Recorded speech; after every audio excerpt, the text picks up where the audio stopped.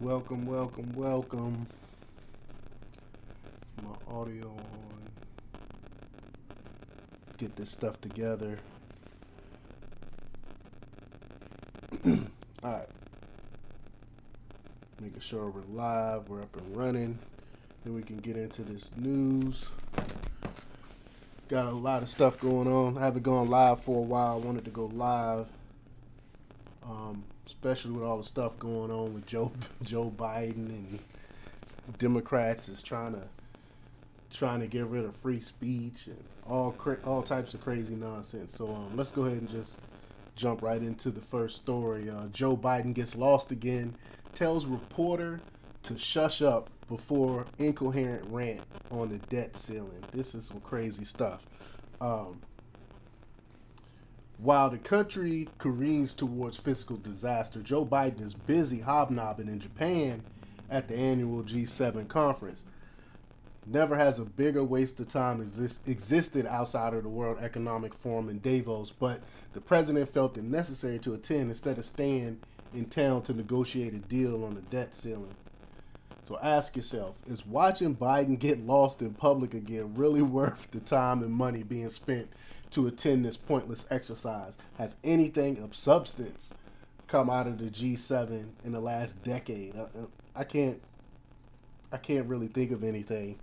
But let me play this video here showing him get lost. It's the craziest thing. Like we really we really have a president that has dementia. So the real question is, who is really running the country? Who is really running the country right now? Hold on a sec. I'll get the video ready. Here we go. All right, here we go. Thank you very much. Thank you very much. Thank you very much. Thank you.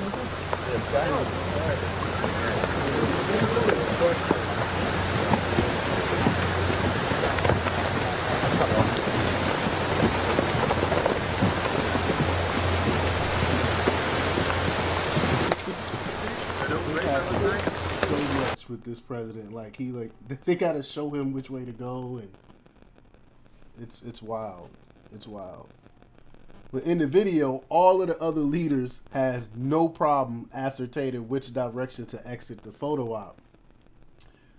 Heck, Biden is in the center of the group, so he's even got the cheat code, being able to simply follow everyone else. All he had to do was just look where they were going. Yet he still somehow manages to get turned around and jam up the line before having to be shown the right way to go. I mean, it's sad. I'm laughing, but really it's not. I'm laughing, but it's really not. It's not funny. It's sad what's going on in this country, man. We got someone who can barely walk around, and then he has the audacity to run again. But I'll talk about that in another time. So let's go to the next story here. The right to own Bitcoin shall be inviolate. RFK Jr. delivers historic keynote. So, quote, he says, "I became a Bitcoiner when I saw what Canada did to the truckers." Right on. I'm more and more I'm starting to like RFK. More and more I'm starting to like this guy. He's sounding like how old Democrats used to sound. Like he's definitely like his father and like his uncle, JFK. But Robert F. Kennedy Jr., who is seeking the Democratic nomination to run for president of the United States of America, just came out as an unabashed Bitcoiner in a historic keynote delivered in the seminal Bitcoin 2023 conference in Miami, Florida. Shout out to Hotep Jesus. He's out there at the Bitcoin conference in Miami. Shout out to him. In front of the standing room only crowd in the Satoshi Nakamoto Hall, the presidential contender said he saw the necessity for Bitcoin last year during the Freedom Convoy protests when the Trudeau government invoked the Emergency Act, basically declaring martial law and began seizing the bank accounts of ordinary citizens. RFK stated unequivocally, quote, the trucker demonstration was peaceful and that freedom of money was a paramount as freedom of speech. When I witnessed this devastating use of government repression, I realized for the first time how free money is important as free expression. And right on for that. And guess what? The government always has a good excuse to take away your rights. As he began to rattle off now familiar iterations of the latest thing that was supposed to be a larger collective cause that was more important than our individual civil and human rights. Terrorism, COVID, pandemics, climate, the list goes on. Quote, utopia will come when the government can exercise total control over the population. And that's exactly what it's all about. Y'all know I always say that. It's about control. That's why they implement all these policies. It has nothing to do with helping the planet, helping the people, helping poor, and all that other stuff. It's about control. The funny thing is, utopia never quite arrives, and it's always just around the corner as soon as the government takes away just a few more of your rights and whatever left of your privacy. The Democrat hopeful then listed a number of policies that demonstrated far more knowledge of Bitcoin and profound understanding of crypto and monetary policies they present. RFK declared, quote, as president, your right to own Bitcoin shall be inviolable, as well as self-custody and running your own nodes.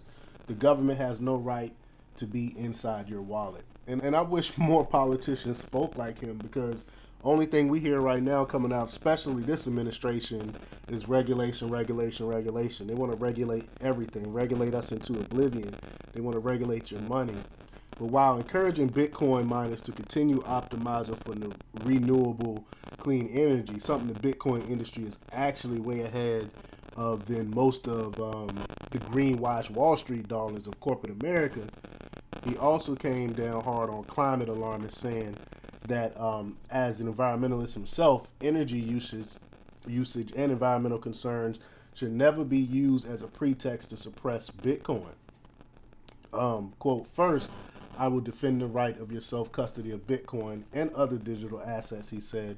Second, I will uphold the right to run a node at home.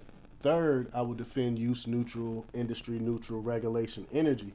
Fourth, I will make sure that the United States remains the global hub of Bitcoin and other cryptocurrencies. I will reverse the government's growing hostility towards the industry. He called our president era, quote, an age of turnkey totalitarianism, and went further, saying that the Bitcoiners today embody the same ethos and impulses as the original framers of the United States Constitution. Big stuff. He's saying a lot of stuff that I really love. But, quote, we are now living in the age of turnkey totalitarianism, and our job is to try to build and fortify democratic institutions at the same rate, he concluded. The biggest, most important one on the horizon is Bitcoin, because it can't be manipulated. It was, as noted, a historic speech. I mean, I love it. He's sounding a lot like myself when it comes to freedoms. But that's the reason why the media is attacking him so much. They're and you got people like Elizabeth Warren. This puts shrills and hysterics like her and her anti-crypto army on notice that there's a real political constituency and impulse in America that transcends party lines. Independent Tulsi Gabbard and Republican Patrick McHenry, chairman of the House Financial Services Committee, are also at Bitcoin 2023. But he concluded his speech with an announcement that he will be the first presidential candidate in history to accept campaign donations in Bitcoin over the Lightning Network, and he was given a standing ovation. Big stuff. I love it. Like I said, more and more, I'm really starting to like this guy. I'm really starting to like RFK Jr. All right, let's go to the next piece of news we have here. It's about John Durham. Crazy stuff here. Crazy Obamagate stuff here. Um, so, how John Durham documented the biggest illegal dirty trick in U.S. history and why no one will be held responsible. Crazy. Um, what did Dr. What did Mr. Sorry, what did Mr. Durham know 3 days ago when he released his report that he did not know prior to the November 8th, 2020 election? Special Counsel John Durham's final report on the origins of the Russian collusion hoax, also known as Obamagate, document the single greatest dirty trick in the history of American politics and government and abuse of power, in which the full authority and extraordinary intelligence capabilities of the United States government were illicitly and illegally used to remove a duly elected president, Donald J. Trump, from office. Contrary to the completely politicized and undocumented claims of the U.S. Senate Intelligence Report, as well as the feeble assertions of the Mueller investigation, neither the FBI or the CIA had any evidence whatsoever of collusion between any Russian entity and Donald Trump campaign for president. Importantly, Durham established that there was an Oval Office meeting that included President Barack Obama, Vice President Joe Biden, CIA Director John Brennan, FBI Director James Comey, and Attorney General Loretta Lynch, in which the lack of any actual evidence of Russian collusion with the Trump campaign and Hillary Clinton's make of this false narrative to the intelligence agencies, law enforcement, and the media was established. This is precisely why this scandal is sometimes referred to as Obamagate, because Obama knew all this stuff was happening. I mean, he had to give the okay for this to happen. Specifically, Durham report says, quote, what the FBI knew from the intelligence collections as of early 2017, as the records reflect, as of early as 2017, the FBI still did not possess any intelligence showing that anyone associated with the Trump campaign was in contact with Russian intelligence officers during the campaign. Indeed, based on declassified documents from early 2017, the FBI own records show that reports published by the New York Times in February and March 2017 concerning what four unnamed current and former U.S. intelligence officials claim about Trump campaign personnel being in touch with any Russian intelligence officers were untrue. They knew this. These unidentified sources reportedly stated that 1.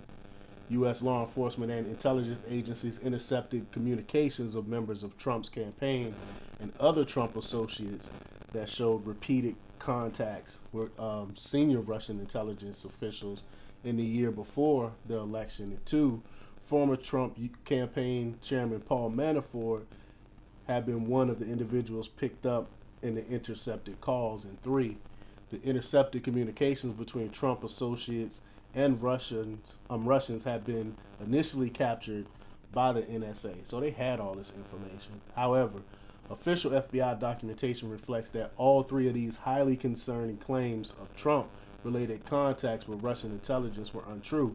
Indeed, in a contemporary critique of the Times article prepared by Peter Strzok, who was steeped in the details of Crossfire Hurricane, which I reported on back when we first learned of this, all 3 of the above referenced allegations were explicitly refuted. Stroke evaluations of the allegations included the following. So we're going to go over what he was saying. The FBI had not seen any evidence of any individuals affiliated with the Trump team in contact with Russian intelligence officers. He characterized the allegation as misleading and inaccurate as written. He noted that there have been some individuals in contact with Russians, both governmental and non-governmental, but none of these individuals had any affiliation with Russian intelligence. He also noted previous contact between Carter Page and a Russian intelligence officer, but this contact did not occur during Page's association with the Trump campaign. And the FBI had no information in its holdings, nor had it received any such information from other members of the intelligence community that Paul Manafort had been a party to call with any Russian government official. Strzok noted that the intelligence community had not provided the FBI with any such information, even though the FBI had advised certain agencies of interest in anything they might hold or collect regarding Manafort. I mean, so they knew this stuff was made up. And regarding the allegations of the NSA initially captured these communications between Trump campaign officials and Trump associates and Russians, Strzok repeated that if such communications had been collected by the NSA, the FBI was not aware of that fact.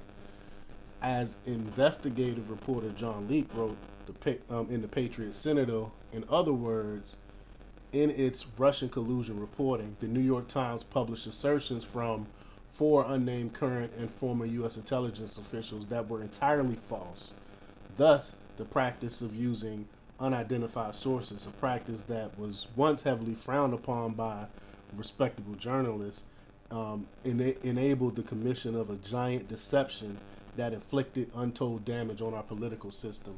And I agree 1,000% with that. They used circular reasoning. They took it from the paper and New York Times, and FBI and NSA had absolutely no information that Russian collusion was happening, but they took it and ran with it.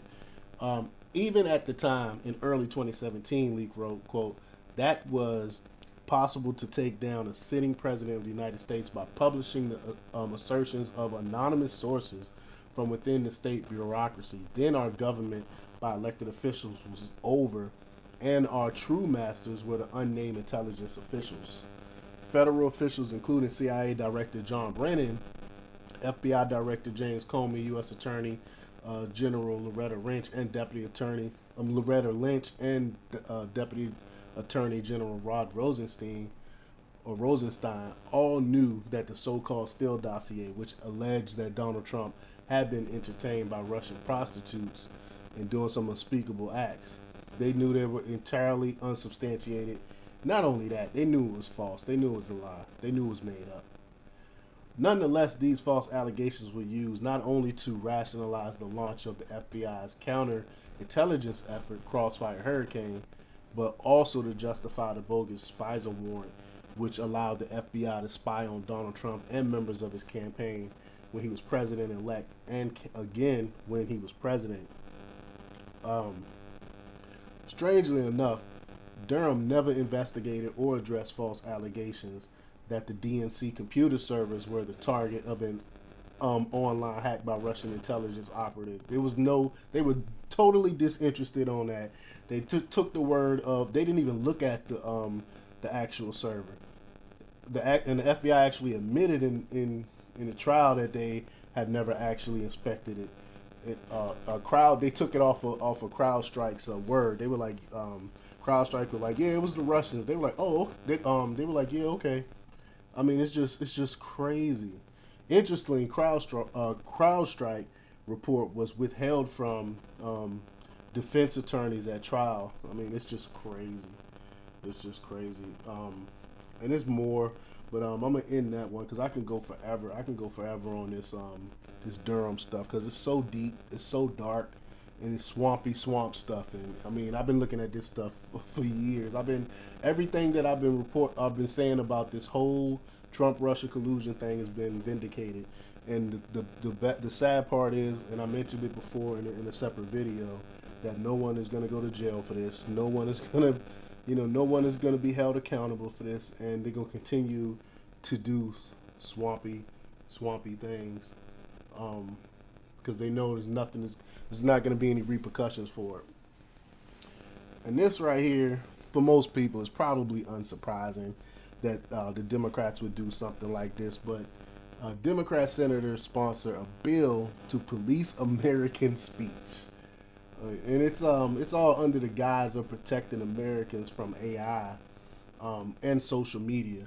Colorado U.S. Senator Michael Bennett, or Michael Benet, we'll just call him Michael Bennett, I'm not sure how you pronounce it, and U.S. Senator Peter Welch introduced the Digital Platform Commission Act. They always want to regulate something. It will allow the government to police speech. It is billed as the first ever legislation in Congress to create an expert federal agency to provide comprehensive regulation on digital platforms to protect the consumers, sure, and promote competition and defend the public interest, it says. Sure, you're right. Yet another big government agency to centralize power in D.C. We know from the Twitter files that the government mandated and controlled. We know from the Twitter files that the government mandated and controlled speech. This would codify it with penalties. So if they don't police the speech like you want, then these social media companies will start being fined. That's what this is about. Excuse me. This bill first came out in 2022, and it has been rekindled. The claim that big tech should face the same controls as businesses since, quote, we see technology corrode our democracy. We're not a democracy, we're a constitutional republic, but anyway, and harm our kids' mental health with virtually no oversight, said Bennett.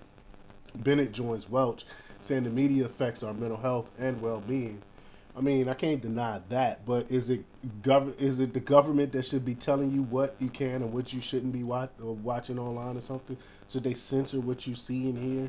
That just because it hurts people, don't give the government the right to stop you from doing it. But, quote, to fulfill its mandate, the commission would have the authority to promulgate rules, impose civil penalties, and hold hearings, conduct investigations, and support research. It could also designate, quote, systematically important digital platforms subject to additional oversight, regulation, and merger review, the press release states. So again, more regulation. The new federal digital platform commission would have the mandate, jurisdiction, and broad set of tools to develop and enforce thoughtful guardrails for a sector that has been left for too long to write its own rules with serious consequences for everything from teen mental health to disinformation to anti-competitive practices that hurt small businesses, announced sponsoring senators. And notice they say broad set of tools. They want it broad. They're gonna make it as broad as possible so they can come in with sweep in and take away your free speech. So here's the plan for hate speech laws. The EU speech regulator recently said the U.S. would soon have hate speech laws.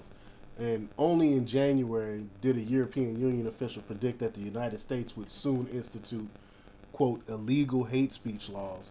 She made her comments at Davos, the so-called disinformation panel, Tuesday, raised some eyebrows online. Vera Jourová, the vice president, I should say, for, quote, values and transparency at the EU executive European Commission, indicated to a fellow panelist at the World Economic Forum that such policies were about to cross the ocean. Quote, what qualifies as hate speech as illegal hate speech, which you will have soon also in the U.S., she said, directing her comments to fellow panelist Seth Moulton, a Democratic, of course, congressman from Massachusetts. Quote, I think that we have a strong reason why we have this in criminal law, and we need platforms to simply work with the language to identify such cases. So there they go, policing free speech right there. They don't care anything about the First Amendment. But I mean, this is constitutionally illegal. The progressive Democrats have developed a two-tiered system, and there is no reason to think it won't get worse with that kind of central power. And the progressives are looking to inflict hate speech rules.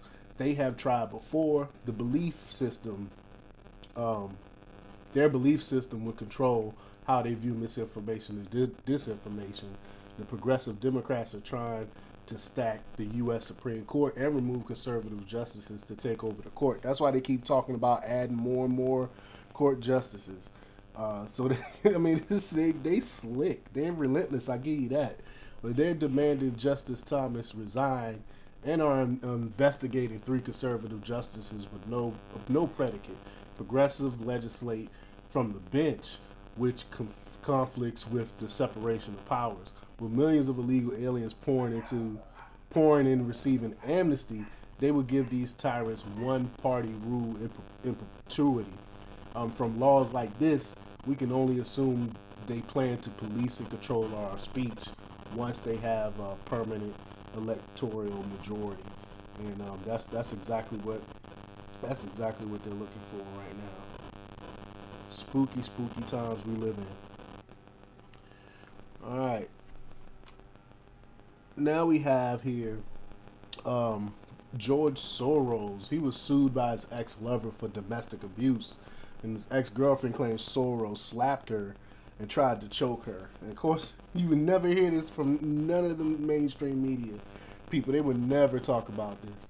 But if a conservative or a libertarian billionaire like the Koch brothers or Harlan Crow were accused of domestic violence, it would get wall-to-wall coverage from the media. But there was little press coverage when left-wing billionaire George Soros was sued for domestic violence. As a lawyer notes, quote, it's interesting how the hundreds of millions of dollars George Soros has spent on left-wing causes have shedded him from scrutiny. Can't imagine Harlan Crow or the Koch brothers getting that kind of pass if they would, if a woman at third their age was accusing them. He was referring to a news report in the BBC that was carried by a few other news networks reporting that a former girlfriend of billionaire investor George Soros had sued him for $50 million, claiming he slapped her, tried to choke her, committed battery and infliction of emotional distress, and broke promises to buy her a New York apartment. Adriana Ferrer had alleged that Soros twice said he would buy her a home during a 5-year relationship, only to break his promise each time. Ferrer, a Brazilian soap opera actress, filed the lawsuit in Supreme Court of the Court of New York in Manhattan. In New York, the Supreme Court is a trial court, not the state's highest court. New York State's highest court is called the New York Court of Appeals, not the Supreme Court. The Supreme Court is called Supreme despite being a trial court because there are other dinkier trial courts with limited jurisdictions like small claims courts. It's so confusing in New York. But Soros' spokesman said that the suit is, quote, completely without merit and, quote, nothing more than an attempted shakedown targeting a wealthy man. An appeals court later dismissed her claim that Soros owed her for the breach of promise, leaving only her battery claims over the alleged violence. Soros apparently offered her $250,000 to settle her lawsuit. The lawsuit filed by Ferrer accused Soros of a malicious campaign of extreme and outrageous harassment and intimidation, battery, and fraud. She accused Soros of promising to buy her an apartment in Upper East Side Manhattan, her dream place to live, costing around $2 million. So, they left these same people. The same people say believe all women, but then they don't even report what's going on with old evil George Soros. That's par for the course, though. All right, let's go for the next news article we have here. CNN sound alarm about Biden's polling numbers, the lowest for any American president at this point in their first term. CNN's Kate Boudin, or however you pronounce her name, recently broke down the latest Washington Post ABC News poll on President Joe Biden's approval rating and hypothetical 2024 matchups. So let's just say CNN is already sounding an alarm. Quote, a new Washington Post ABC News poll found 58% of Democrats and Democratic-leaning independents that they want their party to nominate someone else. She continues, 58%, that is huge. That is huge. Biden's overall approval rating remains under as well. She added 36% approval according to the Washington Post ABC poll. Quote, that's the lowest for any American president at this point in their term, she went on. That's dating back to Harry Truman. The lowest. So nobody wants this guy to run. He's still running. I think it'll be great. Let him run. I hope he be the Democratic nominee because if he when he goes off against Trump when they have to debate, Trump will crush him because he can't even he wouldn't even know where he was. A CNN reporter Arlette Sains also raised concern about Biden's abysmal poll numbers. Quote, it does show some challenging figures for President Biden as he's just under 2 weeks into the re-election campaign, Sains said. Challenging? It's challenging. You got half of the people don't even more than half, almost 60% of people don't even want this guy to run. So I think that's a bit more than just challenging. But quote, one of the concerns that voters have expressed have to do with his mental sharpness, she added. If you take a look at the polls, only 32% of the voters said the president, who is 80 years old, has the mental sharpness to serve effectively, compared to former President Donald Trump, where he's only 54% of the voters said that the former president, who is 76 years old, has the mental sharpness to serve effectively. She noted, as recently reported on Trending Politics, Biden is currently being crushed by Donald Trump in a new Harvard Harris poll. According to the poll, Trump's popularity has soared with an astonishing 47% of respondents expressing their unwavering support for the Republican leader over President Joe Biden. He would get mollywopped. The report said this marks a remarkable increase of 7% compared to previous surveys. In stark contrast, Biden finds himself trailing behind with a mere 40% of respondents backing his presidency. Nobody wants this guy. It's only the mainstream media and the Democrat pundits really that are propping this guy up. I mean, he has. I mean, all he has to do is have he couldn't even fill up a gym. He couldn't even fill up a gym, but we know that Trump draw crowds. He can fill stadiums. It's crazy. All right, this is the last one we have today. Uh, New Hunter Biden laptop website worked overtime to redact genitalia. It's because he has so much disgusting stuff on his freaking laptop. You can go and see everything that's on his laptop, but they had to clean it up. And it's crazy. But a website that would serve as a repository for almost every image on Hunter Biden's infamous laptop is gearing up to launch on June 1st.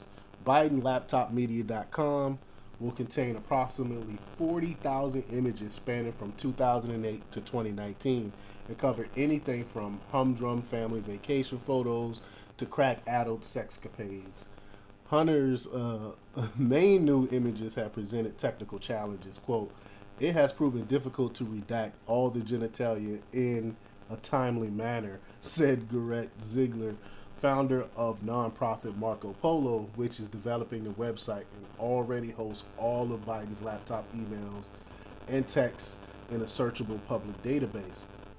Quote, for some of the videos, it's taken my guy 20 man hours to redact all the genitalia. Crazy. The photo on the laptop have, quote, never been released in full, Ziegler said. Marco Polo will also block out social security numbers, credit card numbers, and bank account information. We are trying to be as transparent as possible. And that's good that they're actually making an effort to not release any like personal stuff like that. So good on them for that. The photo, all right, and the degeneracy is a big slice of the pie, but many photos there are very relevant and have huge news value, he said. An uneventful photo of a box reading important docs from President Biden Delaware home took on new significance after news emerged that classified documents had been improperly stored inside the house. A few photos will be held back, like mundane screen grabs of iPhone games. Captions or contextual information will not be provided. Marco Polo said that they have ID'd everyone. Ziegler said he would eventually find a way to host all of the laptop's contents online publicly including calendar entries, musings from Hunter's notes tabs, and videos, but that technical challenges have delayed the process. He said, quote, "We've had to issue 0 corrections so far in 18 months," he said. "We're not going to put BS fake photos on there." So if y'all, starting June 1st, if y'all want to see what's on Hunter Biden's laptop, check that website out. Um, and that's all the news we have for today. And check out jjthepsychotherapist.com for news, and also like, share, and subscribe if you're not already subscribed. Until next time, peace. Oh, say,